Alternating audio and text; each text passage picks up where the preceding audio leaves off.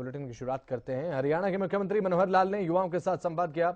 इस दौरान उन्होंने कहा कि दुनिया की सबसे ज्यादा युवा शक्ति है तो भारत में है। हमारा भारत युवाओं का प्रतीक है और साथ ही हमारे युवा खुद भारत का प्रतीक है। वहीं सीएम ने कहा कि 2047 तक भारत विकसित देशों में आ जाएगा। सुनवाते हैं क्या कुछ कहा, सुनिए।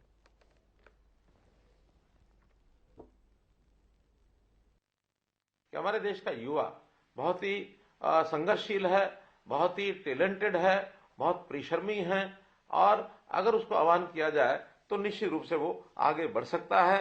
सामाजिक परिवर्तन लाने में और समाज में एक सकारात्मक प्रभाव डालने की अपार क्षमता हमारा जो युवा कार्यबल वो ये रखता है।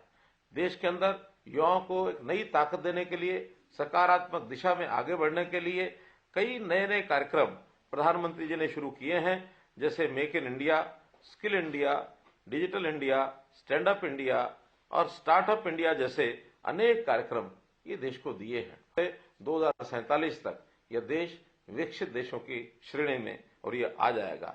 स्पष्ट एक वर्गीकरण किया गया है समाज का कि समाज में जैसा हम जानते हैं कि जाति प्रथा बहुत अपने आप प्रचलित है, लेकिन उस जाति प्रथा के कारण से समाज को लाभ कम, हानि ज्यादा होती है।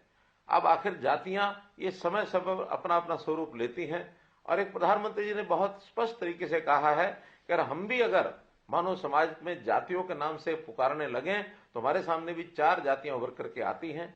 उसमें एक है युवा वर्ग, दूसरा है महिला वर्ग, तीसरा है हमारे देश का गरीब समाज और चौथा है किसान वर्ग।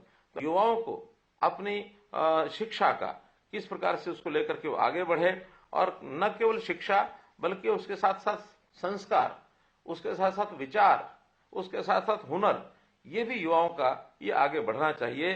तभी हम विकसित भारत का जो सपना है इसको पूरा कर पाएंगे। तो आज युवाओं को जो ऐसी शिक्षा दे जाने के लिए देश में नई राष्ट्रीय शिक्षा नीति इसका भी और प्रचलन यानी उसका प्रारंभ कर दिया गया है। देश में तो 2030 तक लागू करने की बात कही गई है, लेकिन हरियाणा में हमने संकल्प लिया है कि नई राष्ट्रीय शिक्षा नीति को आने वाले 2 वर्षों के अंदर अर्थात 2025 के अंत तक इसको हम पूरा लागू कर देंगे।